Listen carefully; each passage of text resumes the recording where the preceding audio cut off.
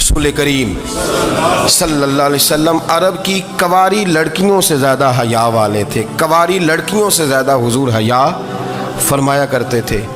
जब खाना काबा की मक्का शरीफ में तामीर हो रही थी ना, अहले अरब उसको तामीर कर रहे थे, तो नबी पाक सल्लल्लाहु अलैहि वसल्लम अपने चचा हज़रत अब्बास के साथ खाना काबा की तारीफ़ में मसरूफ़ थे। तो अरब के लोग चूँकि लंबा कुर्ता पहनते थे पैरों तक, तो नीचे अगर किसी वक्त कोई चीज़ नहीं भी होती थी तो किसी को वो नज़र नहीं आती थी, क्योंकि पर्दा रहता था, एक लंबा कुर्ता पहना हुआ होता था। तो जब बच्चे, सरकार की उम्र मुबारक भी अभी थोड़ी थी, तो इस तरह बच्चे जब निकलते तो वो कई दफ़ा अपनी तहमद उतार देते नीचे से, और कोई मजदूरी करने लगते तो 3-4 तय करके ना तामद की कंधे पे रख लेते। जिस तरह कभी देहातों में लोग कपड़ा सर पे रखते थे कि ऊपर अगर कोई वज़नी चीज़ रखेंगे तो वो तकलीफ़ नहीं देगी। नबी पाक सल्लल्लाहु अलैहि वसल्लम भी सब लोगों के साथ खाना काबा की तामीर में शामिल थे। तो हज़रत अब्बास रदी अल्लाह तआला अन्हु ने कहा हुजूर से, अभी अल्लाह ने नबूवत भी नहीं फरमाया था, भतीजे आप भी तामद उतारिए, ये सही मुस्लिम में हदीस मौजूद, और इसको कंधे पे रख लीजिए, आप ईंटें उठा उठा के ला रहे हैं तो ज़रा आपको तकलीफ़ नहीं होगी। तो सरकार दो आलम सल्लल्लाहु अलैहि वसल्लम से ये बात कही और फिर जल्दी से हुजूर की तहमद को निकाल के ना, हालांकि लंबा कुर्ता पहना हुआ है, तो वो जैसे ही उनके कंधे पे रखा ईंटें रखने के लिए, तो सरकार तो ज़मीन पे गिर गए, बेहोश हो गए, आंखें आसमान की तरफ, और फिर हुजूर पुकार रहे हैं आज़ारी आज़ारी आज़ारी, मेरा तामद दे दो, मेरा तामद दे दो। कभी कोई शख्स इस वजह से भी बेहोश हुआ है कि मेरे वजूद से कपड़ा उतर गया है? हालांकि सरकार पर वो बेहोशी भी नबी पाक का वो जो गलबा है ना शर्म व हया का, उसकी वजह से हुआ, वरना तो हुजूर फरमाते हैं कि मेरी आंखें सो जाती हैं, दिल तो मेरा उस आलम में भी जागता रहता है। तो सरकार ज़मीन पे तशरीफ़ ले आए, आंखें मेरा तामद दे दो, मेरा तामद दे दो। तो जल्दी से उन्होंने तामद दिया तो हुजूर ने बांध लिया। फिर तबीयत मुबारक में तसल्ली हुई, यानी हम उस रसूल के ग़ुलाम हैं कि जिनके तो वजूद से कपड़ा उतर जाए तो हुजूर बर्दाश्त नहीं करते, कबूल नहीं फरमाते, तकलीफ़ शुरू हो जाती। लेकिन यहाँ नौजवान है और बड़ा कद काठ है और बड़े बड़े समझदार लोग हैं, गर्मी आती हैं तो शार्ट कपड़े पहन के घूमते हैं, उनको ख्याल नहीं कि ये वो वाला लिबास है जो बाहर तो क्या घर में अम्मा के सामने नहीं पहनना चाहिए, बहनों और बेटियों के सामने नहीं पहनना चाहिए। आपकी गुफ्तगू में शर्म व हया हो, आपके लबो लहजे के अंदर हुस्न हो। आपको पता है नबी पाक सल्लल्लाहु अलैहि वसल्लम ने फरमाया मेरी उम्मत में सबसे ज़्यादा हया करने वाले उस्मान गनी हैं। उस्मान गनी सबसे ज़्यादा हया करने वाले।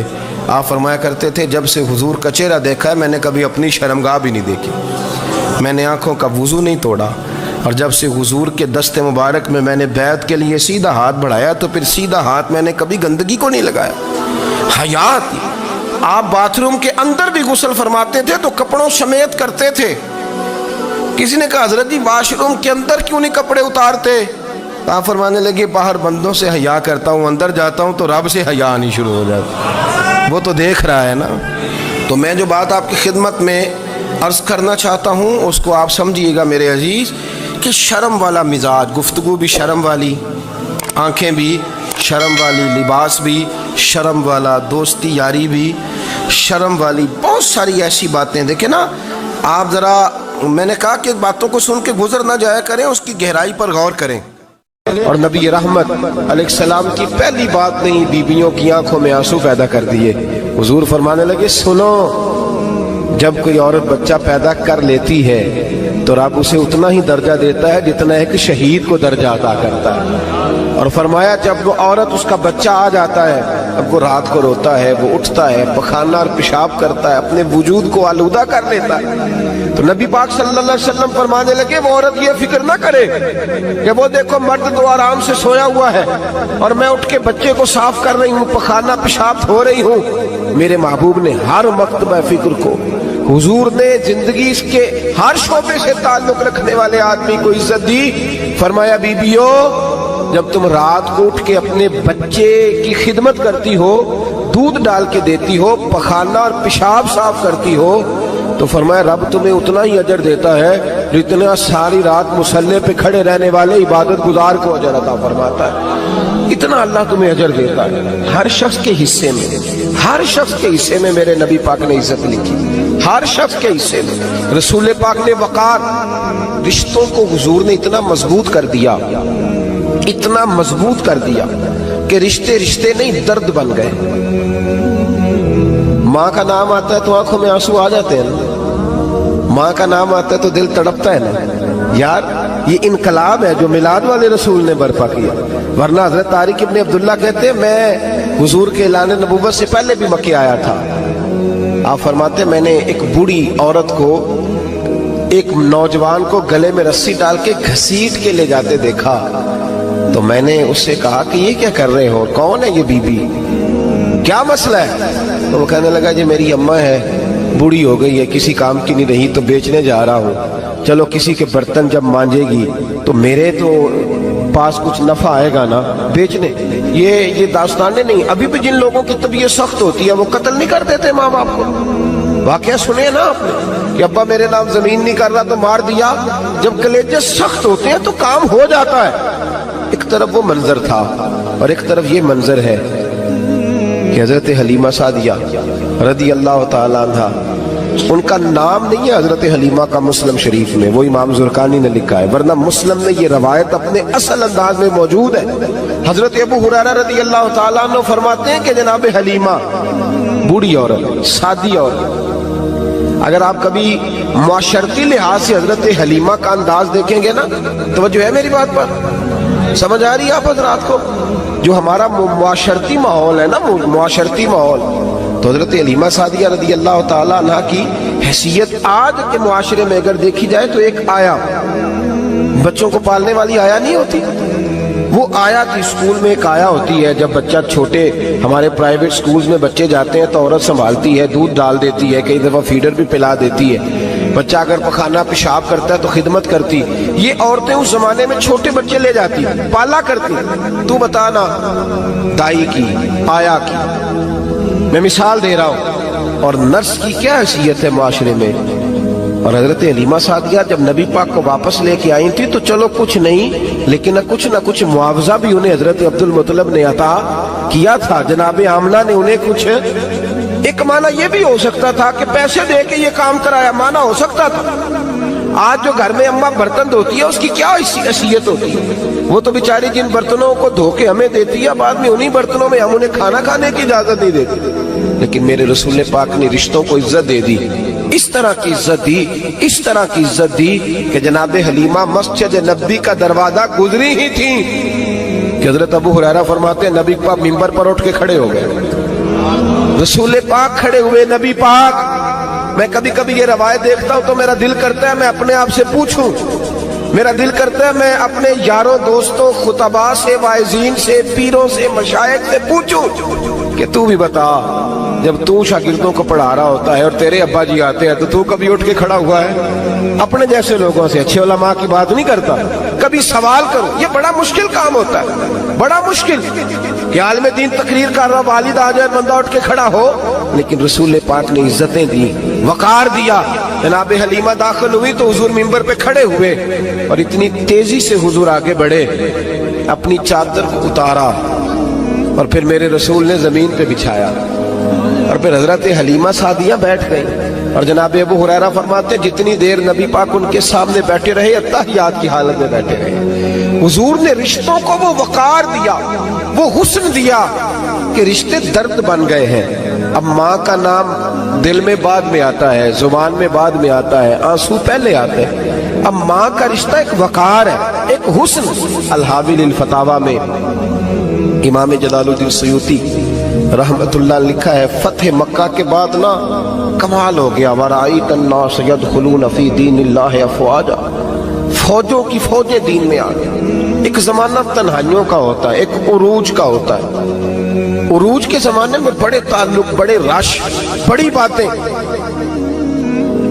اب حال یہ تھا فتح مکہ کے بعد کہ پہلے تو ایک آدمی کلمہ پڑھتا تھا، فوجوں کی فوجیں آتی. ایک دن نہ نبی پاک نماز پڑھانے آئے مسجد میں.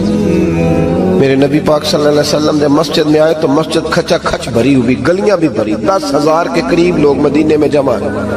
حضور کے پیچھے نماز پڑھنے کے لیے پڑھیے صلی اللہ علیہ وسلم. نبی پاک صلی اللہ علیہ وسلم تشریف لائے نا، جیسے ہی مسجد میں داخل ہوئے تو 10,000 کا مجمع اٹھ کے کھڑا ہو گیا. ہمارے لیے لوگ کھڑے ہوتے ہیں تو ہماری آنکھیں پرنم نہیں ہوتی، بلکہ ہم اپنا حق سمجھتے ہیں.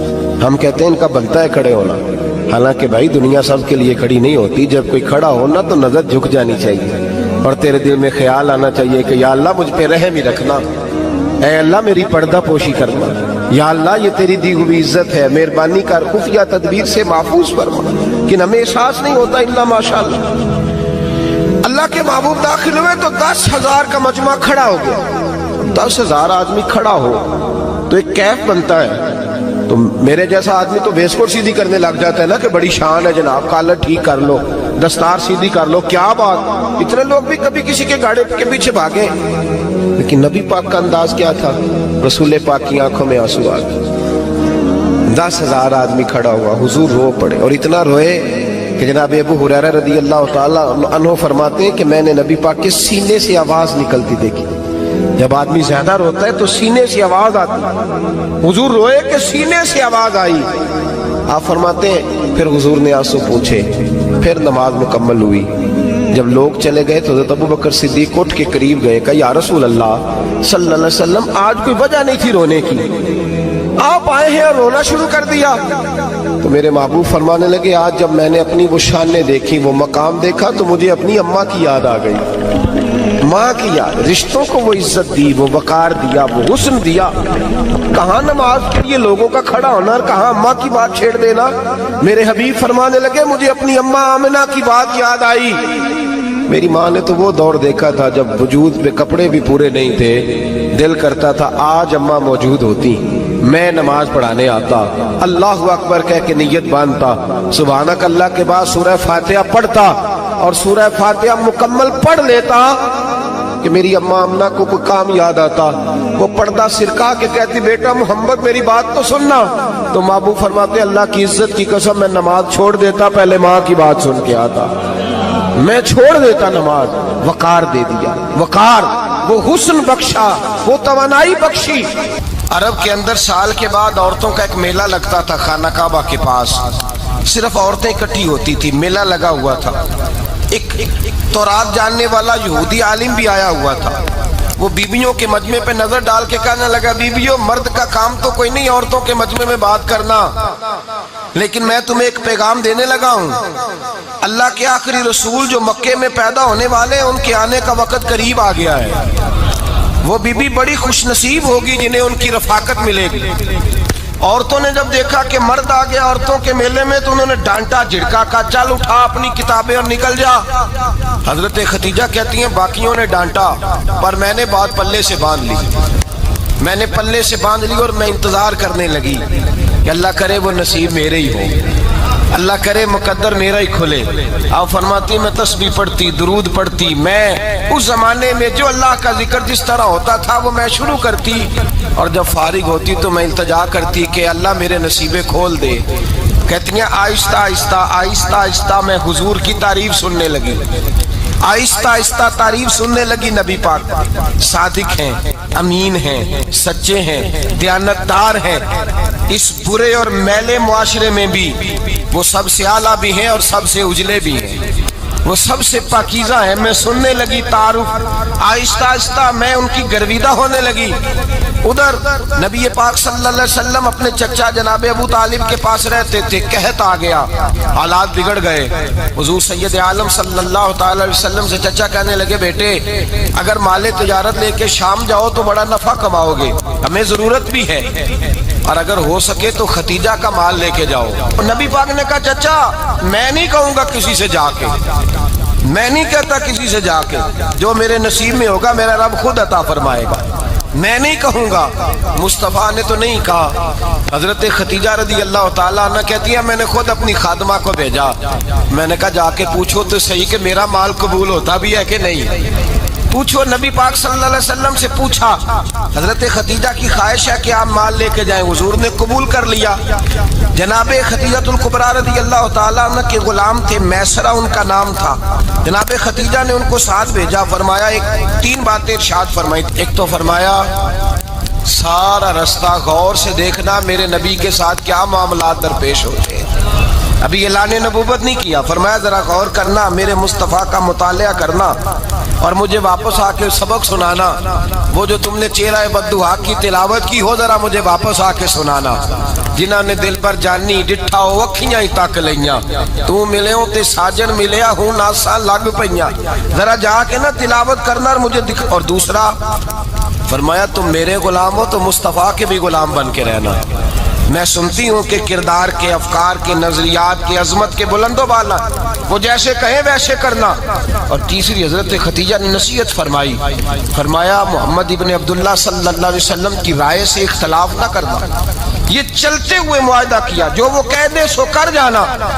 غلام کہتے ہیں میں ساتھ گیا، باتیں میں نے سن لی، لیکن جب سفر شروع ہوا نا ابھی چند منزلیں طے ہوئی تھی، میں نے کہا خدیجہ آپ نے کیا نصیحت کرنی تھی، ان کے ساتھ جو رہے گا وہ ان کا غلام ہی بن جائے گا، ان کے ساتھ جو رہے گا تو اجے میرا محبوب نہیں ڈٹھا جن ویکھ کے چن شرماوے، جے رکھے ہاتھ پھلاں وچ ہاتھ نال پھلاں رل جاوے، تے ادھی راتی چن چڑھ جاندے جدوں جلوہ فرماوے۔ فرمایا جو بھی ساتھ رہتا غلام ہو جاتا۔ میسرہ کہتے میں گیا، تجارت شروع ہوئی۔ کہتے ہیں نبی پاک صلی اللہ علیہ وسلم جب منڈی میں پہنچے تو لوگ قسمیں اٹھا اٹھا کے مال بیچ رہے تھے۔ اللہ کے محبوب جب گئے نا تجارت کرنے تو ایک آدمی کہنے لگا چلو معاذ اللہ بتوں کے نام تھے لات و منات، کہنے لگا لات کی، عزا کی، منات کی قسم اٹھاؤ۔ تو نبی پاک فرمانے لگے ان کی قسم اٹھاؤں جن کا میں نام لینا بھی پسند نہیں کرتا۔ ابھی اعلان نبوت نہیں کیا، اور فرمایا ویسے بھی میں قسم دے کے مال نہیں بیچتا، خریدنا ہے تو خریدو، نہیں خریدنا تو نہ خریدو۔ کہتے ہیں لوگ قسمیں اٹھا اٹھا کے پیچھے جاتے تھے، پر میرے نبی جس سے رخ پھیرتے تھے وہ نبی پاک کے پیچھے ہو جاتا تھا۔ ماتے کئی گنا زیادہ نفع کمایا۔ ہم رستے میں تھے، حضور ایک درخت کے نیچے آرام کرنے لگے، ایک عیسائی راہب غار میں بیٹھا تھا، نکل کے آ گیا، مجھ سے کہنے لگا مجھے وہ جانتا تھا۔ میں سنا یہ کس کو ساتھ لائے، یہ کون ہے؟ میں نے کہا اہل قریش کے ایک معزز آدمی ہے۔ کہنے لگے یار جس درخت کے نیچے یہ لیٹے ہوئے ہیں یہاں عام آدمی نہیں لیٹ سکتا، یہاں وہی لیٹے گا جو اللہ کا سچا رسول ہوگا، یہاں دوسرا کو لیٹ ہی نہیں سکا، یہ رسول ہے، ان کا خیال رکھنا، خیال رکھنا۔ کاش میں اس وقت تک زندہ رہوں جب یہ نبوت کا اعلان کریں۔ میسرہ کہتے ہیں میں غلام ہو گیا، نبی پاک صلی اللہ علیہ وسلم کی ادائیں مجھے بھانے لگی۔ جب واپسی پہ نکلے تو گرمی بڑی شدید تھی، فرماتے ہیں جب دھوپ تیز ہوتی تو بادل کا سایہ آ کے حضور پہ سایہ کر دیتا، بادل کا ٹکڑا نبی پاک پہ۔ اللہ جانے کہاں بیٹھ کے لوگوں نے کتابیں پڑھی ہیں جو کہتے ہیں 40 سال کے بعد نبی بنے تھے، پتہ نہیں کہاں بیٹھ کے کتابیں پڑھی ہیں۔ ہم نے تو جو سیرت پڑھی ہے وہ بتاتی ہے کہ تیری حیات پاک کا ہر لمحہ پیغمبر لگے، ہر لمحہ پیغمبر لگے۔ یہاں تو وہ لوگ جو کئی سال پہلے 20 اور 25 سال پہلے حضور سید عالم صلی اللہ علیہ وسلم کی رفاقت میں رہے، وہ اعلان کر لوگ پتہ نہیں کہاں بیٹھ کے کتابیں پڑھتے ہیں، کہاں بیٹھ کے۔ میرے نبی پاک سے صحابہ نے پوچھا حضور آپ کب نبی تھے؟ فرمایا ابھی آدم کی مٹی گوندی جا رہی تھی، ابھی آدم کی مٹی گوندی جا رہی تھی، میں تب بھی اللہ کا رسول تھا۔ میرے بھائی نبی رحمت سید عالم صلی اللہ علیہ وسلم کے غلام حضرت خدیجہ کے غلام کہتے واپس آیا، اور پہلے بھی کئی دفعہ حضرت خدیجہ کا مال گیا تھا، بڑے نفع آئے تھے، پر جو نفع اس سال آیا وہ پہلے کبھی نہیں آیا تھا۔ کہتے ہیں مجھ سے حضرت خدیجہ کی سہیلی بھی بیٹھی تھی، میں بھی آ گیا، اور جناب خدیجہ کی سہیلی کہنے لگی چل مال کے بارے میں کچھ بتا، کتنا بکا؟ میں نے کہا مال چھوڑو، مصطفیٰ کی سنو۔ اور پھر کہتی چلو ٹھیک ہے، بادل سایہ کرتا تھا، چلو ٹھیک ہے، تم سے راہب نے پوچھا تھا، یہ صحیح ہے، انہوں نے تیری سارے رستے بڑی خدمت کی، تیرا بڑا خیال رکھا، پر یہ بھی بتا تجارت کیسے ہوئی؟ تو میسرہ کہنے لگا زندگی میں نے بھی ساری گزار دی ہے، پر اس رسول کے ساتھ 4 دن ہی گزارے ہیں، حد ہو گئی مجھ سے، اور کچھ نہ پوچھو، اور کچھ نہ پوچھو، آ میرے دل آمنہ کے لال کی باتیں کریں۔ اور کچھ نہ پوچھو، بس ذکر ان کا چھیڑیے ہر بات پر، اور چھیڑنا شیطان کا عادت کیجئے، بس مجھے حضور کے تذکرے بیان کرنے ہیں، ذکر مصطفیٰ کرنا ہے۔ حضرت خدیجہ الکبریٰ بڑی متاثر ہوئی، کہتی ہیں مجھے درجنوں لوگوں نے پیغام نکاح دیا تھا پر میں نے سنی نہیں تھی، میں نے نفیسہ کے ہاتھ پیغام بھیجا، میں نے کہا میری عمر 40 سال ہے، ان کی 25 سال، اور میرا احوال اور طرح کا ہے، وہ شہنشاہ ہیں، جا کے پوچھو تو صحیح بھلا میں قبول ہوتی ہوں، پوچھو۔ نفیسہ کہتی ہیں میں آئی تو وہ خاتون جن کے لیے لوگ بڑے بڑے قریش پیغام دیتے تھے، پیغام لے کے آئی تو رسول پاک نے عجیب رنگ بیان کیا اپنی سیرت کا۔ جب میں پہنچی میں نے کہا خدیجہ نکاح کرنا چاہتی ہیں؟ نفیسہ کہتی ہیں میرا خیال تھا کہ کوئی اور ہوتا تو کرسی سے اٹھ کھڑا ہوگا، فوراً کہے گا اچھا جلدی کرو بات کرو۔ جب میں نے آ کے کہا نا حضور خدیجہ نکاح کرنا چاہتی ہے تو نبی پاک نے میری طرف دیکھا، فرمایا وہ کہتی ہے کہ تم کہتی ہو؟ کہا وہ کہتی ہیں۔ تو حضور نے فرمایا ٹھہر جاؤ، میں اپنے چچا سے پوچھ کے بتاؤں گا، میں مشورہ کروں گا، میں پوچھ کے بتاؤں گا۔ آج بچوں کو کچھ سبق بڑے یاد ہیں، کہتے ہیں پسند کی شادی کرنا حضرت صاحب ناجائز ہے، پسند کی شادی کرنا کو ناجائز ہے؟ اور میں نے کہا بھائی صرف ایک ہی جائز چیز رہ گئی اور کوئی شے جائز نہیں، یہ ایک ہی جائز چیز ہے جس کا فتویٰ سارے نوجوان پوچھتے پھرتے ہیں، سارے رانجے بنے پھرتے ہیں، مجنوں بنے پھرتے ہیں، سارے مئی وال ہو گئے۔ اللہ پاک کو ہدایت کی توفیق عطا فرمائے، سارے اس بری لت کا شکار ہو گئے۔ او بھائی نبی پاک سوائے خدا کے کسی کے پابند نہیں، لیکن میرے مصطفیٰ نے اپنی امت کو یہ درس دیا ہے کہ جو بڑوں کے شفقت کے سائے میں چلتا ہے اللہ اس کی مدد فرمایا کرتا ہے۔ تجھے کیا پتا تیرا اچھا بھلا کس بات میں؟ کہا نکاح کرنا چاہتی ہوں، فرمایا چچا سے پوچھ کے بتاؤں گا۔ خدیجہ رضی اللہ تعالیٰ عنہ کہتی ہیں انہوں نے پوچھا، جناب ابو طالب کہنے لگے یہ تو خوش قسمتی ہے کہ ہمیں ایسی بہو مل جائے جس کے کردار میں، افکار میں، نظریات میں اتنی نفاست۔ مصطفیٰ کریم کے ساتھ نکاح ہوا، قربان جائیں۔ حضرت خدیجہ الکبریٰ کی شادی ہوئی تو بھائی بڑا مشکل ہوتا ہے، بڑا مشکل ہوتا ہے اپنے آپ کو ڈھالنا، لیکن جناب خدیجہ کی زندگی اٹھا کے دیکھو، میں یہ نہیں کہہ سکتا وہ کروڑ پتی تھی، ارب خرب کی میں بات ہی نہیں کر سکتا، اور 20 نوکرانیاں تھیں ان کے پاس، درجنوں ان کے پاس غلام تھے، لیکن جب رسول اللہ کے دروازہ نور پہ آئی ہیں، انہوں نے میرے نبی کے گھر میں جھاڑو بھی دیا ہے، انہوں نے حضور کے کپڑے بھی دھوئے ہیں، انہوں نے رسول اللہ کے لیے اپنے ہاتھوں سے کھانا بنایا، انہوں نے دیکھا کہ نبی پاک صلی اللہ علیہ وسلم کو دولتوں سے، تجارتوں سے، سرمایے سے پیار نہیں، جتنی دولت تھی شام کو لا کے قدموں میں رکھ دی، کہا محبوبہ جب میں تیری ہوں تو میری ہر شے ہی آپ کی ہے۔ چند دنوں میں حضور نے ساری چیزیں دے دی اللہ کے رستے میں، ہر چیز نبی پاک نے دے دی۔ حضرت خدیجہ الکبریٰ کا حال یہ تھا کہ ایک جوڑا رہ گیا، کئی جگہ سے پیوند لگے ہوئے، میں گڈی ہاتھ ڈور سجن دے او جنج رکھے اونج رہنا، واجب نہیں جے وچ شریعت مندہ قسم نو کہنا، بس ٹھیک ہے جس حال میں محبوب راضی ہیں، کہا ہر چیز قدموں میں رکھ دی اور حضور کے ہر رشتے کا خیال کیا، نبی پاک کی ہر خواہش کا۔ عورتیں بالخصوص میری بات پہ توجہ کریں جو عرض کرنے لگا ہوں، آگ لگی ہوئی ہے گھروں میں، فساد ہے، لڑائی ہے، جھگڑا ہے، دنگا ہے، یہ تیرا رشتہ دار وہ میرا رشتہ دار، جب تیرے آتے ہیں تو روٹیاں جلدی پکتی ہیں، جب میرے آتے ہیں تو بیماریاں بڑی ہوتی ہیں، تیرے میرے کا جھگڑا۔ آؤ میرے مصطفیٰ کریم سید عالم کا بھی حال دیکھو، حضرت حلیمہ سعدیہ ملنے آئی، شادی کو کچھ دن گزرے تو حلیمہ سعدیہ ملنے آئی۔ حضرت حلیمہ سعدیہ سگی اماں نہیں رضائی اماں ہے، یہاں تو سگی اماں برداشت نہیں ہوتی، سگی اماں، اور وہ بہو سوچتی نہیں بات کرتے ہوئے، سوچتی نہیں، وہ سوچتی نہیں کہ کس کے بارے میں بات کر رہی ہے، اسے پتہ ہی نہیں کہ تجھے تو پلا پلایا یہ ملا ہے نا، کبھی اس کی اماں سے پوچھ اس نے کتنی تکلیفیں برداشت کی، اس سے پوچھ کس دقت میں، کس آزمائش میں اس بچے کو پروان چڑھایا ہے، تو آج مالک بنی ہے تو رنگ ہی بدل گئی ہے، اور بچہ بھی بیوی کے ساتھ مل کر کے اماں کی غیبت کرتا ہے، سوچتا ہی نہیں کہ بات کس کی ہو رہی ہے، اسے خیال ہی نہیں آتا۔ حضرت حلیمہ سعدیہ رضائی ماں ہے، جب تشریف لائیں تو مصطفیٰ کریم نے فرمایا خدیجہ یہ میری اماں ہے، جناب حلیمہ سعدیہ کہتی ہیں میں گھر میں رہی، میری خدمت کی، مجھے کھانا پکا کے دیا، بستر بچھا کے دیا، کپڑے لے کے دیے، اور جب میں جانے لگی تو کہنے لگی آپ میرے مصطفیٰ کی اماں ہیں، پہلی دفعہ آئی ہیں، تھوڑا سا تحفہ نہ دے دوں؟ میں نے کہا جیسے مرضی۔ حضرت حلیمہ کہنے لگی تو جناب حلیمہ سعدیہ کو 40 بکریاں اور 1 اونٹ تحفے میں عطا فرمایا۔ اور یہ جو بی بی آ کے مالی بنی ہے نا آج، جس درخت کی چھاؤں میں تو بیٹھی ہوئی ہے نا، اگر تو سمجھے تو اصل احسان اس ماں کا ہے جس نے یہ پروان چڑھا کے تجھے دیا ہے، اصل نیکی اس اماں کی ہے جس نے تیرے سر پہ یہ سرتاج رکھا ہے، اور تو اس ماں کو ہی بھول گئی ہے۔ اور شکوہ بہو سے نہیں، شکوہ اس بیٹے سے ہے، بیٹے سے ہے جو علیحدہ بھی ہونے لگا تھا تو اماں سے علیحدہ ہو گیا ہے، جس نے سوچا ہی نہیں کہ ماں کے ہاتھ اٹھ جائیں تو عرش کا مالک کہتا ہے فرشتوں سے کہ پیچھے ہٹ جاؤ، ماں اور باپ اولاد کے لیے جو مانگے گے میں فوراً عطا کروں گا، تجھے پتہ ہی نہیں۔ اور ادھر رسول پاک کا کیا حال ہے؟ کہتے ہیں وہ تیرے رشتہ دار ہیں، تیرے بہن بھائی ہیں، تو جا، میں تجھے دروازے پہ چھوڑ آؤں گا، تو مل ان سے، میں نہیں ملتا، میں صاحب ہوتا ہوں، میرا ان سے کیا لینا دینا۔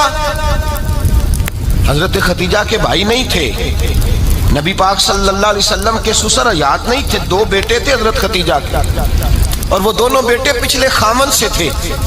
ذرا عقل کی کسوٹی پر تولیے گا کہ کسی بی بی کے بیٹے ہوں اور پچھلے خامن سے ہوں، اس آدمی کا رویہ کس طرح کا ہوتا ہے۔ لیکن میرے رسول پاک کا رویہ اس طرح کا تھا۔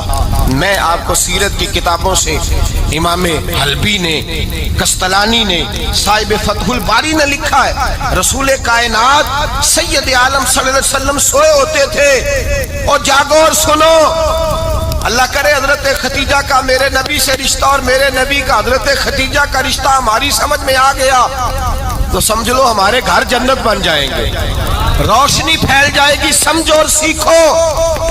حضرت عائشہ صدیقہ فرماتی ہیں نبی پاک سو جاتے تھے نا دوپہر کو تو کہتی تھی مولا علی سے لے کر ابو بکر صدیق تک کسی کی طاقت نہیں ہوتی تھی حضور کو آ کے بیدار کرے، سوء ادب سمجھا جاتا تھا۔ اور میں ایک جملہ آگے بڑھا کے کہوں گا، میں کہوں گا اماں جی آپ تو مولا علی سے لے کر ابو بکر صدیق تک فرماتی ہے نا، ہمارا تو عقیدہ یہ ہے کہ مصطفیٰ سو جائے تو جبریل بھی نہیں جگا سکتے، وہ بھی نہیں آ سکتے، وہ بھی ہاتھ باندھے کھڑے ہیں کہ مولا کیسے جگاؤں، حضرت جبریل بھی نہیں جگا سکتے۔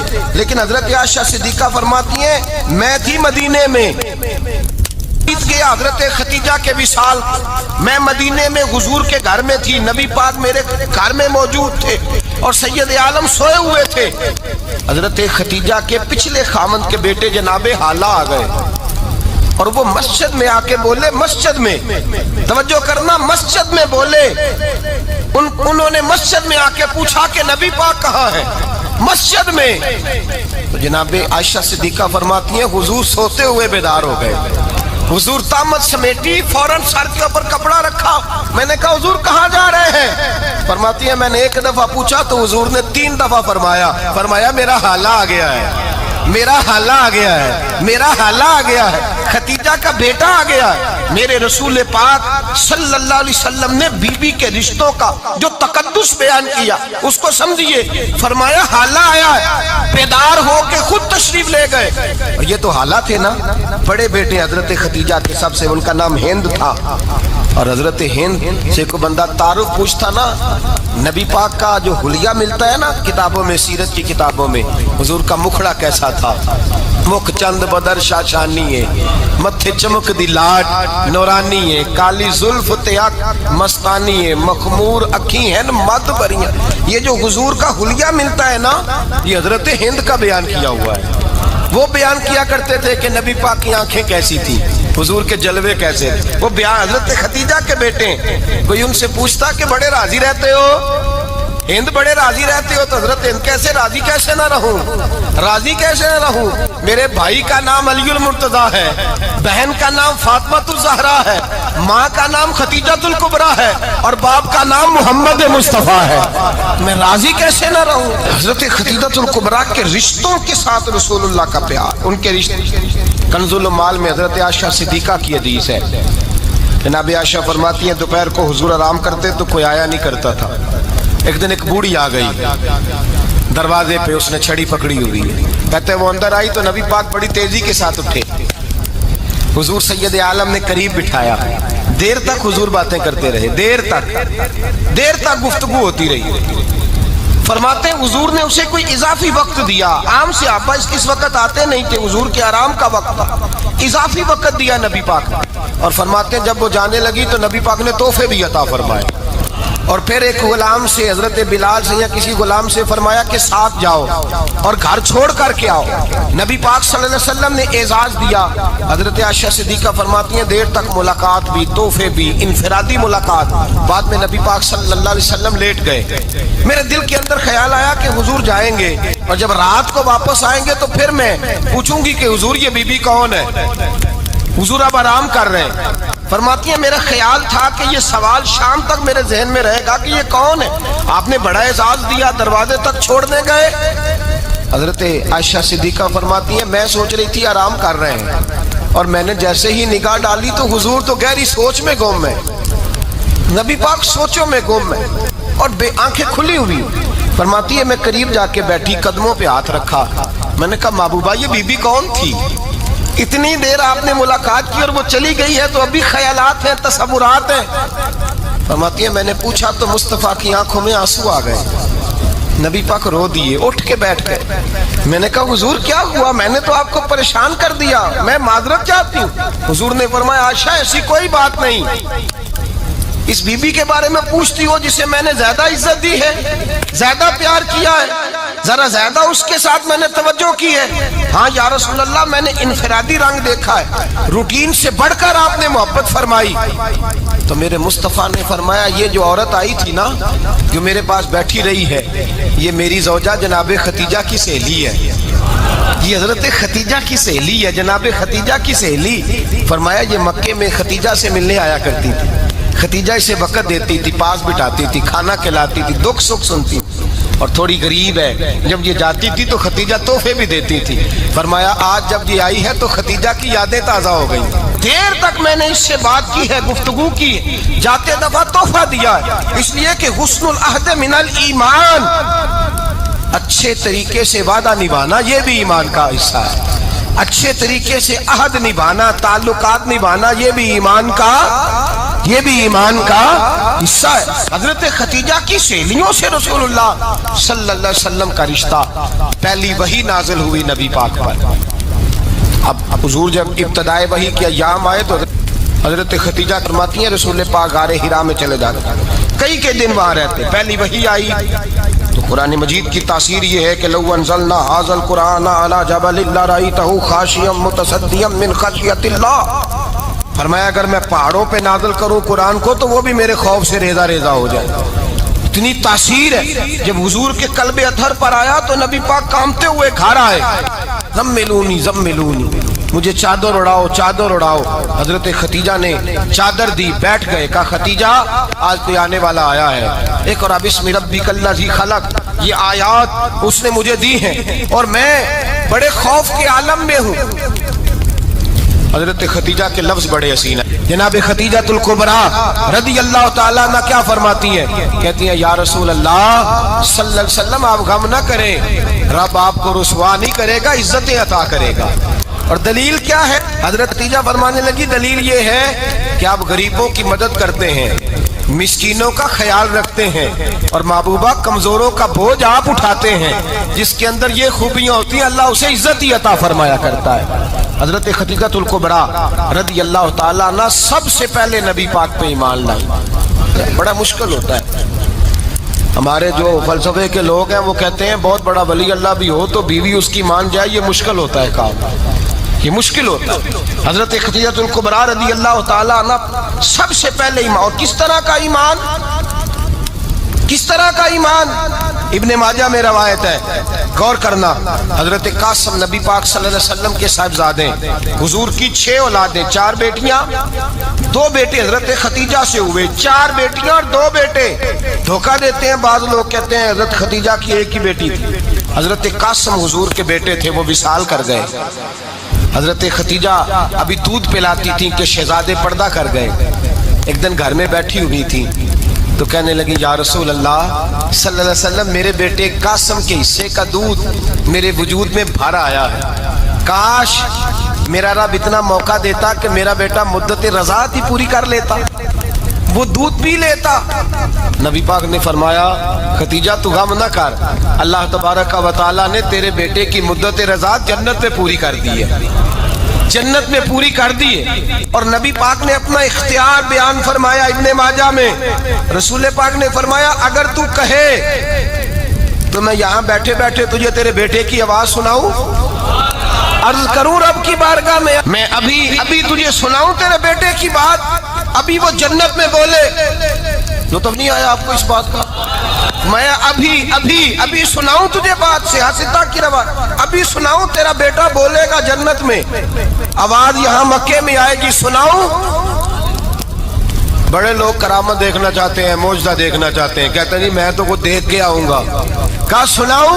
حضرت ختیجہ کا ایمان دیکھیں، کہنے لگی محبوبہ مجھے سننے کی کیا ضرورت ہے، میں خدا کو بھی مانتی ہوں، محمد مصطفیٰ کو بھی مانتی ہوں، میں بن دیکھے ہی مانتی ہوں، بن دیکھے ہی مانتی ہوں، مجھے سننے کی ضرورت آپ نے کہہ دیا تو سو ہو گیا، مجھے حاجت حضور کہہ رہے ہیں اگر تو کہے تو دعا کروں، التجا کروں، ابھی آواز اللہ سنا دے، ابھی سناؤں؟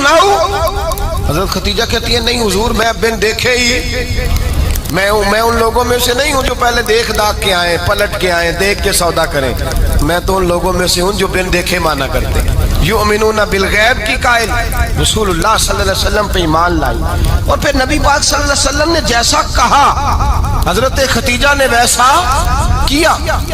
اور حضرت عائشہ کی روایت ایسی بھی ملتی ہے، جناب عائشہ سے کسی نے پوچھا تھا کسی نے جنت کی نعمتیں بھی کھائی ہیں؟ تو حضرت عائشہ کہنے لگی ہاں، ایک دفعہ نبی پاک نے جنت کے انگوروں کا خوشہ توڑ کے حضرت ختیجہ کو کھلائے تھے، وہ انگور وہاں سے توڑ کے جناب ختیجہ کو حضور نے انگور کھلائے تھے۔ نبی پاک صلی اللہ تعالی علیہ وسلم پر ایمان لائی، ہر موقع پر حضور کا ساتھ دیا، تکلیفیں دیکھیں، آزمائشیں دیکھیں۔ حضرت ختیجہ کا جو وقت حضور کے ساتھ گزرا ہے نا، وہ سارا آزمائشوں کا وقت ہے۔ 15 سال شادی کو ہوئے تو نبی پاک نے اعلان نبوت کیا، باقی کے 10 سال 25 سال کی رفاقت رہی، سخت مسئلہ تھا، کفار کی مخالفت، بہت زیادہ مال تھا، پھر غربت آئی، پورا مکہ سلوٹ کرتا تھا، پھر وہ سارا شہر مخالفت کرنے لگا۔ حضرت ختیجہ الکبریٰ ڈٹ کے رسول اللہ کا ساتھ دیتی، ہر موقع پر کسی جگہ شکوہ نہیں کیا۔ یہاں عورتیں بول پڑتی ہیں، کہتی ہیں جب سے تیرے گھر آئی ہوں سکھ نہیں دیکھا، جب سے یہاں آئی ہوں کچھ نہیں دیکھا، جب سے یہاں آئی ہوں بڑی آزمائش میں ہوں۔ حضرت ختیجہ الکبریٰ مال لے کے آئی ہیں، لیکن انہوں نے دیکھا کہ مصطفیٰ کو غریبی پسند ہے تو غریب ہو گئی۔ جیم جان دا کچھ وسا نہیں ہوں، جان یار نو دے تے شاد ہو جا، اسے دل دے ہیں فساد سارے، دل در پر نو دے تے آزاد ہو جا، دیو رکھے آباد تے رو وسدا تے جدو کرے برباد ہو جا۔ کہا یا رسول اللہ جس بات میں آپ راضی ہیں میں بھی اسی بات میں راضی ہوں۔ جناب ختیجہ رضی اللہ تعالیٰ عنہ مکمل وقت رسول اللہ کا ساتھ دیا۔ شیب ابی طالب کے 3 سال قید میں گزارے۔ جس عورت نے ساری زندگی مال دیکھا ہو، اعلیٰ سے اعلیٰ کھانا کھایا ہو، بڑے گھر میں وقت گزارا ہو، قیدی ہو کے وقت گزارا، اور آپ اگرچہ قریش میں سے تھی لیکن جس شاخ سے حضور تھے بنو ہاشم اس میں سے نہیں تھی آپ۔ حضرت ختیجہ رضی اللہ تعالی عنہا یہ کہہ سکتی تھی کہ یہ بائیکاٹ جو 3 سال مکے والوں نے کیا اور ایک چھوٹی سی وادی میں قید کر دیا ہے بنو ہاشم کو، تو یہ میرا بائیکاٹ نہیں ہے۔ نبی پاک صلی اللہ تعالی علیہ وسلم نے اجازت بھی دی کہ اگر تم چاہو تو علیحدہ رہ سکتی ہو، بائیکاٹ تو میرا ہے۔ لیکن حضرت ختیجہ نے کہا نہیں، تیرے قدموں میں رہوں، غیر کی ٹھوکر پہ نہ ڈال، جھڑکیاں کھاؤں کہاں چھوڑ کے صدقہ تیرا، اور تیرے قدموں میں جو ہے وہ غیر کا منہ کیا دیکھے، کون نظروں پہ چڑھے دیکھ کے تلوا تیرا۔ کہ حضور میں نے نہیں جانا، 3 سال پتے کھا کے وقت گزارا، 3 سال پانی پی کے وقت گزارا۔ آپ فرماتی ہیں کئی راتیں ایسی بھی گزری جن میں ختیجہ نے کھایا ہی کچھ نہیں، وقت گزار دیا، زندگی گزار دی۔ 3 سال ایک لمحے کے لیے شکایت نہیں کی۔ او بھائی ایسی وفادار ماں کا تو روز ذکر ہونا چاہیے۔ ایسی اعلیٰ حضرت فرماتے ہیں حق گزارے رفاقت پہ لاکھوں سلام، حق گزارے رفاقت پہ اچھا میں دعا کرنے لگا ہوں کہ آپ سارے حضرت خدیجہ پہ سلام پڑھیں. حق گزارے رفاقت پہ لاکھوں سلام، لاکھوں سلام. حضرت خدیجہ الکبریٰ رضی اللہ تعالیٰ عنہ نے حق ادا کیا. سیدی ماں، پہلی ماں، کہف امن و امان، حق گزارے رفاقت پہ لاکھوں سلام. حضرت خدیجہ الکبریٰ رضی اللہ تعالیٰ حق ادا کیا. 3 سال کا وقت سوشل بائیکاٹ کا وقت تھا، سوشل بائیکاٹ. لیکن حضرت خدیجہ الکبریٰ نے حضور کے ساتھ ٹائم گزارا. بائیکاٹ ختم ہوا، آسانی کا وقت آیا تو خدیجہ بیمار ہو گئی. ام المومنین سیدنا خدیجہ رضی اللہ تعالیٰ عنہ علیل ہوئی، علالت شدید ہوئی تو نبی پاک آ کے سرانے بیٹھے. قربان جاؤں، آج لوگ اتنی نوکری نہیں کرتے جتنا احسان جتلاتے ہیں. کہتے ہیں وہ فلاں مولوی صاحب کو روٹی میں دیا کرتا تھا، وہ فلاں آدمی کے ساتھ اس کو تو آگے پہنچایا ہی میں نے. کریڈٹ پکڑ پکڑ کے لوگ اپنے کھاتے میں ڈالنے کے چکر میں ہوتے ہیں. لوگ اس قدر زیادہ پیار نہیں کرتے جتنا جتلاتے ہیں. حضرت خدیجہ الکبریٰ نے سکھایا ہے انداز امت کو کہ وفا کیا ہوتی ہے. حضرت خدیجہ نے ساری زندگی نوکری کی، ساری زندگی وفا کی. وقت وصال آیا، حضور کو بلایا. اللہ کے محبوب تشریف فرما ہوئے. صاحب ابن الشام کہتے ہیں حضرت خدیجہ رو پڑی، کہنے لگی محبوبہ میں نبی کی بیوی تھی، میں خدمت کا حق نہیں ادا کر سکی، کوئی غلطی ہو گئی ہو تو مجھ سے درگزر کر دیا جائے، مجھے معاف کر دیا جائے. یہ کہہ کے رونے لگی. نبی پاک نے فرمایا تو غلطی کی بات کرتی ہے، خوش ہو جا، میرے رب نے وعدہ فرمایا ہے کہ تو دنیا میں بھی میری بیوی ہے تو جنت میں بھی تو ہی میری بیوی بنے گی. وعدہ کیا ہے اللہ تبارک و تعالی، میں نے تجھے پسند کیا ہے، جنت میں بھی تو ہی میری بیوی ہے. میرے نبی کریم سید عالم صلی اللہ علیہ وسلم نے حضرت خدیجہ الکبریٰ رضی اللہ تعالیٰ عنہ سے اس قدر زیادہ. حضرت عائشہ فرماتی ہیں اکثر گھر میں اکثر نبی پاک حضرت خدیجہ کا ذکر چھیڑ دیتے. یہاں تو آدمی بہن کا ذکر نہیں نہ کر سکتا بیوی کے سامنے، اماں کا ذکر نہیں کر سکتا، معاملہ خراب ہو جاتا، بڑا مشکل ہو جاتا، مشکل ہے. حضرت عائشہ صدیقہ بظاہر تو سوکن تھی نا، لیکن حضرت عائشہ بیان کرتی ہیں، کہتی ہیں نبی پاک سب سے زیادہ حضرت خدیجہ کا ذکر کرتے تھے گھر میں، اکثر ذکر ہو. خدیجہ یوں کرتی تھی، خدیجہ یہ کام اس طرح کرتی تھی، خدیجہ کا یہ رنگ ہوتا تھا، اس کا یہ طریقہ ہوتا تھا، اس کا یہ طرز حیات تھا، وہ ایسے چلتی تھی، وہ ایسے اکثر حضور بیان کرتے. حضرت عائشہ فرماتی ہے مجھے رشک ہوتا، رشک، ناز کرتی میں کیا مقدر ہے خدیجہ کی. کہتی ہے ایک دن نا میں نے کہا ذرا بات تو کروں، کہتی ہے نبی پاک گوشت لائے، مجھے کہا عائشہ ذرا گوشت صاف کرو، پکاؤ اور ذرا شوربہ زیادہ کرنا. کہتی ہے میں نے وہ گوشت لیا، صاف کرنے لگی. میں نے کہا حضور شوربہ کیوں زیادہ کرنا ہے، مہمان آنے والے ہیں، کچھ لوگوں کو آنا ہے. تو نبی پاک نے فرمایا نہیں آنا تو کسی نے نہیں، مجھے پتا چلا مدینے میں خدیجہ کی کچھ سہیلیاں آئی ہیں، میرا دل کرتا ہے کچھ سالن بطور تحفہ ان کو بھی بھیج دیں. تو ذرا زیادہ پکانا، خدیجہ کی سہیلیوں کو میں نے سالن بھیجنا ہے، تحفہ دینا ہے. حضرت عائشہ کہتی ہیں ایک جملہ ہلکا سا، بے ضرر سا، بڑا دھیما سا، بچ بچ کے، بڑا اپنے آپ کو محتاط کر کے. میں نے کہا یا رسول اللہ صلی اللہ علیہ وسلم آپ خدیجہ کا ذکر بہت کرتے ہیں، حضور وہ تو عمر میں 15 سال بڑی تھی. یا رسول اللہ صلی اللہ علیہ وسلم اللہ نے آپ کو جوان اور خوبصورت بیویاں دی، آپ خدیجہ کا ذکر کرتے ہیں. فرماتی ہیں یہ بات کہہ کے میں خاموش ہو گئی، میرا خیال تھا جواب آئے گا، دیر ہو گئی، حضور جواب نہیں دیتے. کہتے ہیں میں نے یوں نظر اٹھا کے دیکھا تو چہرہ مبارک سرخ ہو گیا، اور رسول پاک نے فرمایا عائشہ آج بات کی ہے، آج کے بعد کی بات نہ کرنا. میں نے کہا حضور کیا ہوا؟